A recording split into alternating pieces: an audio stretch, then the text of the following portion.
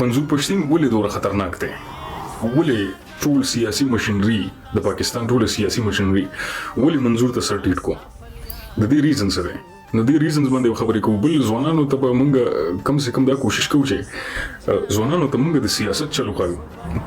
که تاسو سیاست جنگ ته وایي که نه، که تاسو سیاست وایي چې بزراکي دی پې وی وخې دا وغه نه، سیاست دې ته وایي چې بغیر د لاس خوځولو، لکه دا زما لاس دی، بغیر د دې خوځولو ما یو کار په سړي باندې وکړو، بغیر د دې خوځولو ما دښمن ته ډېر نقصان ورسوم. صحیح ده؟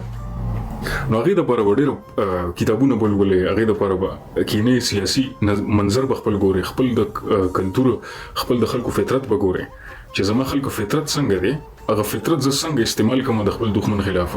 صحیح ده؟ نو د منظور پښتين صاحب سټراټیجي باندې به خبره کیږي، د منظور پښتين صاحب پالیټکس باندې دغه سیاسي زه به تاسو پوه کوم. ګوره تاسو صرف ویډیوګانې ګورئ، تاسو صرف ګورئ چې دا چلو شو، تاسو د هغې سیاسي هدفونو نه، سیاسي حربونه خبر نه یې چې وفاق کوم ځای کې کوم سیاست وکړو. بیا منظور پښتين صاحب چې کومه خبره وکړه په دې ځای کې د هغې شاته مقصد سو او د دې سیاسي اثر سو په ټوله څه باندې. صحیح ده؟ په دې باندې ځان پوهول مهمه دي چې ځوانان سیاسي نظر ولي.